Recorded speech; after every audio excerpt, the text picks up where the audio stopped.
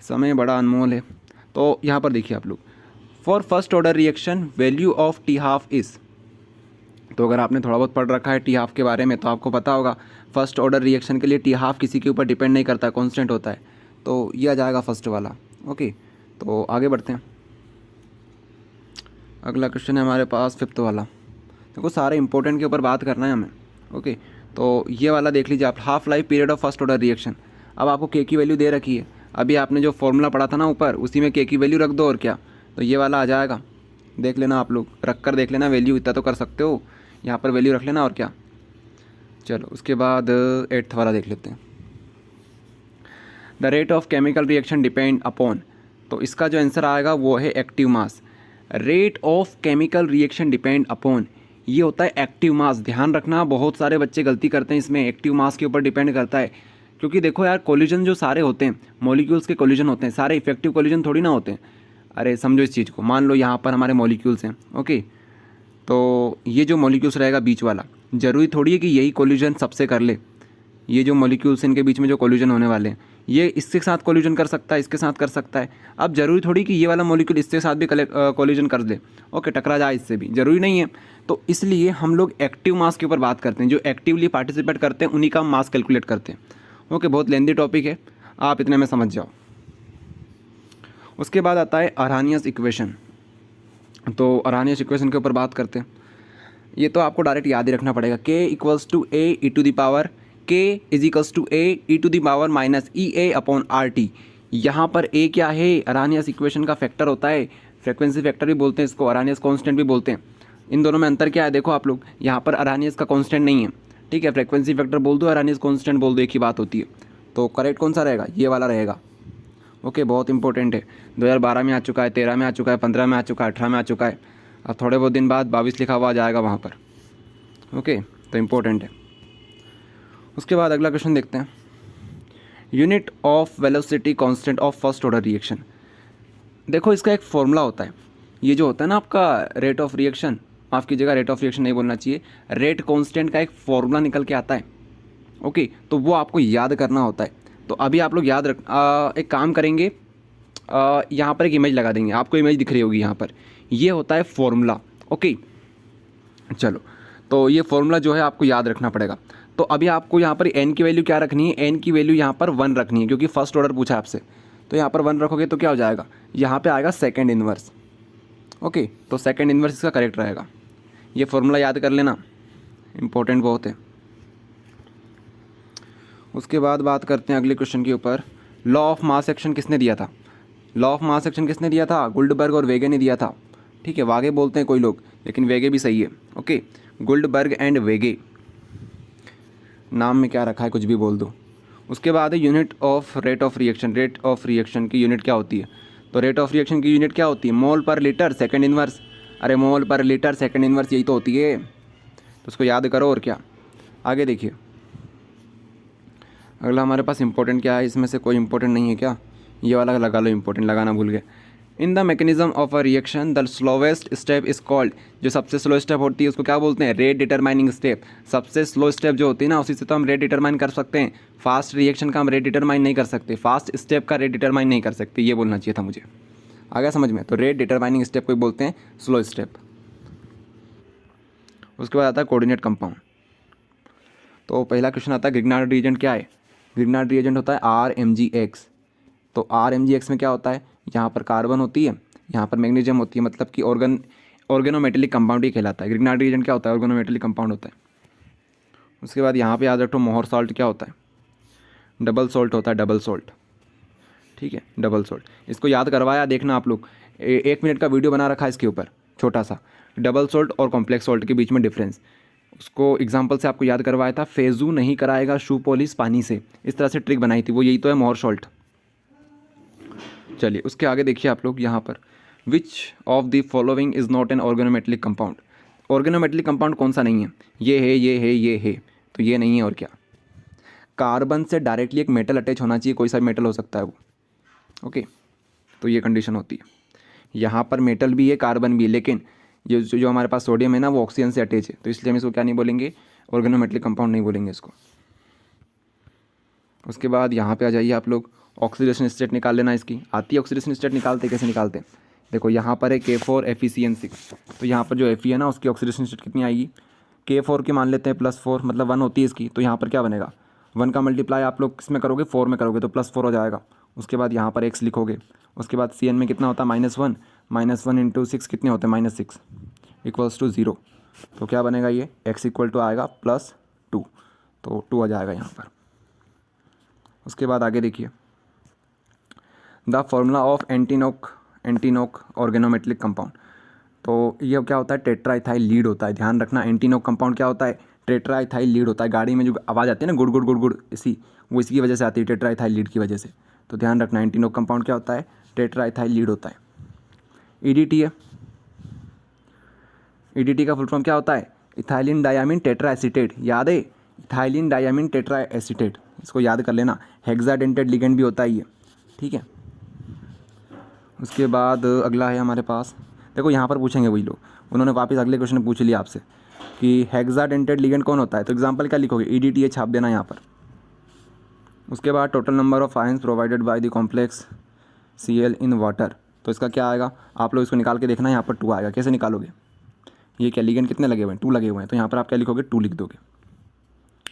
Sorry यहाँ पर हमसे लिगेंड थोड़ी पूछे जा रहे हैं यार, the total number of ions पूछे जा रहे हैं। Very sorry, total number of ions हमसे पूछे जा रहे हैं। तो देखो जो आपके कोऑर्डिनेट कंपाउंड होते हैं, कॉम्प्लेक्स कंपाउंड होते हैं, वो कैसे ब्रेक होते हैं, ये जो शेल दिख रही है, ये जो इसकी शेल दिख रही है, जो स्फेयर बोलते हैं हम लोग, इसमें ब्रेक होगा और साथ में इसमें ब्रेक होगा, तो 2 पार्ट में ये ब्रेक हो जाएगा बस, और क्या, तो 2 हो जाएगा यहाँ पर, ठीक है।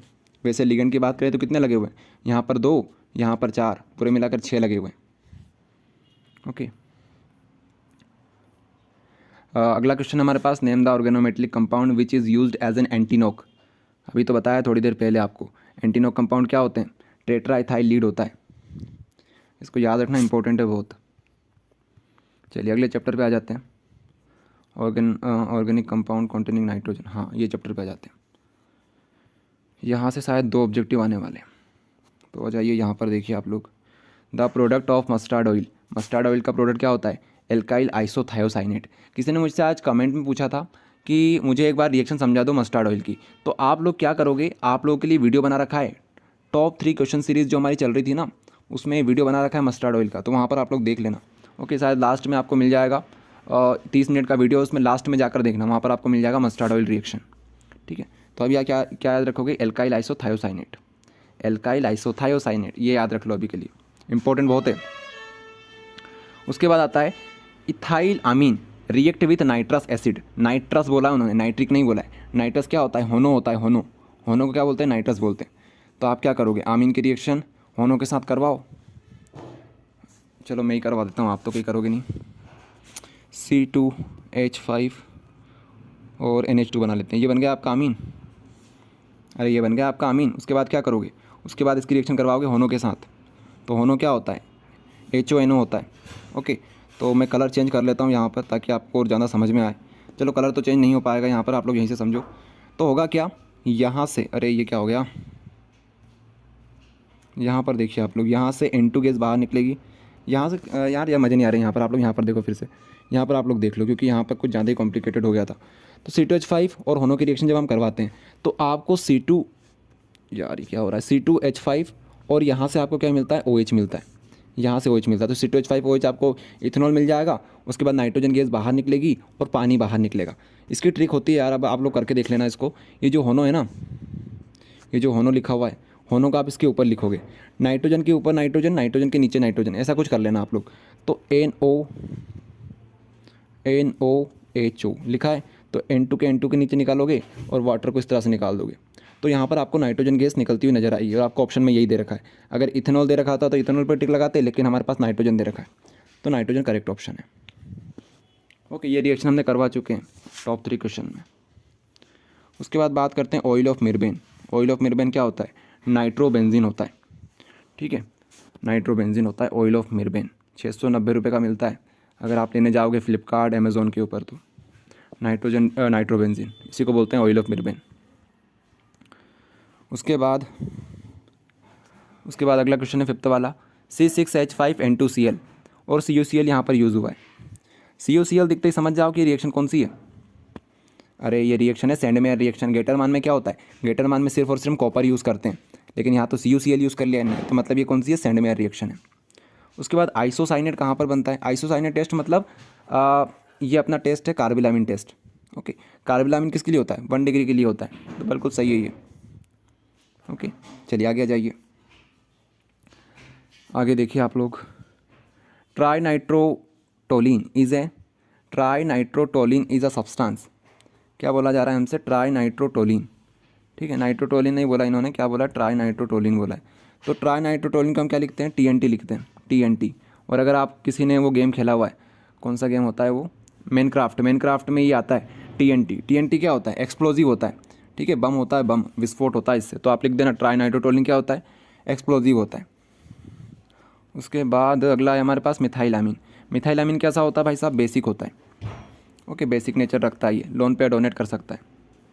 तो 8th वाले का क्या आएगा, अच्छा बेसिक तो उन्होंने दे रखा है ना, मिथाइलामीन इज़ बेसिक देन अमोनिया। तो अमोनिया से ज़्यादा बेसिक होता है मिथाइलामीन। क्यों होता है, क्योंकि इसके पास क्या होता है, मिथाइलामीन के पास एक CH3 ग्रुप होता है। ये क्या करता है, ये इंडक्टिव इफेक्ट शो करता है, मतलब कि लोन पेयर को डोनेट करता है। तो लोन पेयर की संख्या कहाँ पर बढ़ जाती है, मिथाइलामीन में बढ़ जाती है। तो इस वजह से डेंसिटी बढ़ जाती है इलेक्ट्रॉन की, तो अच्छी तरह से ये लोन पेयर को डोनेट कर पाएगा। इंपॉर्टेंट क्वेश्चन ये करवा रखा है हमने। मिथाइलामीन में क्या आएगा, मोर बेसिक। ओके, बेसिक तो है, ये तो उन्होंने पहले ही बोल रखा है, लेकिन कितना मोर बेसिक है कि लेस बेसिक है, तो मोर बेसिक आएगा अमोनिया से। उसके बाद आ जाइए यहाँ पर 13 और 14 वाला क्वेश्चन देख लेते हैं फटाफट। Basic nature of amine is due to presence of और नाइट्रोजन एटम। तो अभी आपको बताया लोन पेयर की वजह से होता है लोन पेयर की वजह से, तो यहाँ पर लिख लेना लोन पेयर। ओके, उसके बाद 14th वाला क्वेश्चन देखेंगे आप लोग। Primary amine on heated with fill in the blanks and fill in the blanks form isocyanate. तो यहाँ पे आपको कार्बिलामीन रिएक्शन आना जरूरी है। तो कार्बिलामीन रिएक्शन में क्या क्या यूज़ करते हैं, एक हम लोग यूज़ करते हैं क्लोरोफॉर्म का, और एक बेस ले लो NaOH ले लो, और क्या, ये हो गई कंप्लीट आपकी रिएक्शन। उसके बाद अगला जो क्वेश्चन है हमारे पास 17 एंड 18। 17 में क्या देखा है, on heating alkyl isocyanate. Alkyl isocyanate को अगर आप हीट करोगे तो एल्काइल साइनाइड मिलता है। ओके, तो ये आप याद रखना।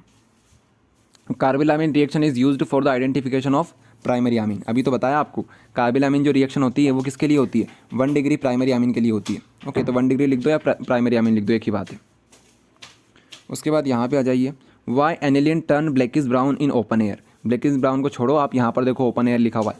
ओपन एयर का मतलब क्या होता है, हवा में छोड़ोगे तो क्या हो जाएगा, ऑक्सीडाइज हो जाएगा, और क्या, तो oxidize by air, aniline get oxidize by air, ये लिखना है आपको। उसके बाद यहाँ पे आ जाइए 8, 9 और 11 वाला। 8th वाला क्या देखा है, व्हाट इज़ नेचर ऑफ आमीन। आमीन का नेचर कैसा होता है, बेसिक होता है। यहाँ पे आपसे सिर्फ नेचर पूछा है तो बेसिक लिखोगे। Okay, right the name and formula of Hinsberg reagent. Hinsberg reagent का क्या होता है फॉर्मूला, बेंजीन सल्फोनाइल क्लोराइड। अब इसको बनाकर देख लेना आप लोग, ऐसे बेंजीन बनाना, ऐसे सल्फोनाइल बनाना, SOO, इसको ऐसा लिख लो। इसको बेक कर लेते हैं थोड़ा सा, फिर से बना लेते हैं इसको, SOCl, ये बन गया आपका सल्फोनाइल, बेंजीन सल्फोनाइल क्लोराइड। अगर आपको इसको लिखना है तो कैसे लिखोगे, C6H5SOCl, ये बन गया आपका फॉर्मूला। ओके, उसके बाद कौन सा अगला क्वेश्चन हमारे पास, नाइट्रोबेंजीन क्या होता है, ऑयल ऑफ मिर्बेन होता है, फिर से वो आ गया। चलिए, तो ये कंप्लीट हो गया। उसके बाद यहाँ पर आप लोग देख लीजिए, TNT क्या होता है, एक्सप्लोजिव होता है। TNT और TNB दोनों एक्सप्लोजिव होते हैं। ये कंप्लीट हो गया आपका, एक्सप्लोजिव लिख लेना उसके आगे। उसके बाद आता है बायोमोलिक्यूल्स। बायोमोलिक्यूल्स में पहला क्वेश्चन हमारे पास, विटामिन B1 क्या कहलाता है, तो थायमिन कहलाता है, अगर आपको याद हो थायमिन। ओके, बेरी डिसीज़ होती है इसकी वजह से। ठीक है, हाइट रुक जाती है, तो आप क्या लेते हो, B1 लेते हो, विटामिन B1। उसके बाद अगला क्वेश्चन हमारे पास 15 वाला इंपॉर्टेंट, डाइसेक्राइड क्या होते हैं, लैक्टोस होते हैं। डाइसेक्राइड प्रेजेंट इन मिल्क, आपसे ये पूछा जा रहा है ना, डाइसेक्राइड प्रेजेंट इन मिल्क, तो मिल्क में, दूध में क्या प्रेजेंट होता है, लैक्टोस प्रेजेंट होता है। उसके बाद व्हाट इज़ नॉट ग्लाइसरेट, तो यहाँ पर शॉप आएगा, वैसे ये आने का नहीं है, मुश्किल है ये यहाँ से आएगा क्योंकि शायद ये रिड्यूस हो चुका है। तो वैसे सॉप याद कर सकते हो आप लोग, ग्लिसराइड क्या होता है, सॉप ये होता है मतलब। ठीक है, चलो, तो विच मतलब कि नहीं होता है, उससे ये पूछा विच इज़ नॉट ग्लाइसराइड, तो सॉप आप याद रख सकते हो। ठीक है, चलो, तो उसके बाद अगला क्वेश्चन हमारे पास, which is not found in RNA। RNA में क्या प्रेजेंट, RNA में क्या नहीं होता है, थोड़ा ध्यान दिया करो आप लोग यहाँ पर, क्योंकि मैं भी कंफ्यूज हो जाता हूँ कभी कभी। विच is not which is not glycerate, glycerate नहीं होता है तो शोप नहीं होता है। विच is not found in RNA, RNA में क्या नहीं पाया जाता है, तो आपको पहले ये पता होना चाहिए पाया क्या क्या जाता है आरएनए में, डीएनए और आरएनए, आरएनए आरएनए। तो यहाँ पर क्या होता है, एडेनिन होता है, ग्वानिन होता है, साइटोसिन एंड थाइमिन होता है। साइटोसिन को सी लिख लेते हैं, थाइमिन को टी लिख लेते हैं, यहाँ पर टी लिख लेते हैं। ओके, तो ये होता है उसका आरएनए में क्या होता है, एडेनिन तो होता है, ग्वानिन भी होता है, साइटोसिन भी होता है, लेकिन टी की जगह पर क्या जाता है, यू आ जाता है, यूरेसिल आ जाता है। ओके, तो यूरेसिल इसका करेक्ट आंसर। आपसे ये पूछा जा रहा है कि क्या नहीं होता है, तो थाइमिन नहीं होता है, एडेनिन भी होता है, एडेनिन होता है, ग्वानिन होता है, साइटोसिन तो यहाँ पर दे नहीं रखा है, यूरेसिल भी होता है, बस थाइमिन नहीं होता है। थाइमिन कहाँ पे होता है, थाइमिन डीएनए में होता है। चलो आगे आ जाओ। Denaturation does not affect primary structure of protein, तो बिल्कुल सही बात है, जो डीनेचुरेशन होता है, ठीक है, डीनेचुरेशन की वजह से क्या होता है, जो प्राइमरी स्ट्रक्चर होता है प्रोटीन का वो अफेक्टेड नहीं होता है, बाकी सेकेंडरी, टर्शरी, क्वाटरनरी ये सब कुछ अफेक्ट हो जाते हैं, बस प्राइमरी रह जाता है। ओके, चलो, बायोलॉजिकल एक्टिविटी डिस्ट्रॉय हो जाती है डीनेचुरेशन की वजह से, याद करके जाना इंपॉर्टेंट है। ओके, एक वाइट इसका एग्जाम्पल है। उसके बाद डीएनए में क्या प्रेजेंट नहीं होता, अब डीएनए में पूछ लिया, देख लो आपसे, डीएनए में क्या प्रेजेंट नहीं होता है, तो यूरेसिल नहीं होता है, यहाँ पर थाइमिन होता है लेकिन यूरेसिल नहीं होता है। ठीक है, थाइमिन नहीं होता है, सही बोला मैंने, बिल्कुल। Write the chemical name of vitamin C, vitamin C का केमिकल नेम क्या होता है, विटामिन सी का केमिकल नेम क्या होता है, एस्कॉर्बिक एसिड होता है, एस्कॉर्बिक एसिड, तो इसको आपको याद ही रखना पड़ेगा। उसके बाद विच bond connecting to amino acid, दो अमीनो एसिड को कौन कनेक्ट करके रखती है, दो अमीनो एसिड को कनेक्ट करके रखती है पेप्टाइड बॉन्ड, बहुत इंपॉर्टेंट है पेप्टाइड बॉन्ड, इसको करवा चुके हैं हम लोग टॉप 3 में। ओके, तो देखना वहाँ पर पेप्टाइड बॉन्ड याद है, ये पेप्टाइड बॉन्ड क्या होती है, जैसे हमने देखा था ग्लाइसिन को और एलेनिन को, ग्लाइसिन और एलेनिन को, तो ग्लाइला बना था। ठीक है, तो ये दो बॉन्ड को कनेक्ट करके रखती है कौन, peptide bond. In RNA molecule which pyrimidine is present in the place of thymine, thymine की जगह पर क्या होता है, थाइमिन की जगह पर यूरेसिल होता है आरएनए में, अभी तो बताया आपको, ये इंपॉर्टेंट है, इसको अच्छे से करके जाना। उसका 11वें पे जाओ आप लोग, इसको जूम करें क्या, जूम कर देते हैं। विच protein is helpful for clotting of blood, यहाँ पर बच्चे गलती कर देंगे, देखो प्रोटीन बोला है आपसे, विटामिन बोलते तो हम क्या लिखते हैं, विटामिन के लिखते, लेकिन आपसे प्रोटीन बोला जा रहा है। चलिए, तो एक कॉल आ गया था हमारे पास, इस वजह से थोड़ा सा डिस्टर्बेंस हो गया। चलिए, तो कहाँ पर थे, वहीं से कंटिन्यू करते हैं। यार ये कहाँ पर आ गए हम लोग, ये तो हो गया था, यहाँ पर थे।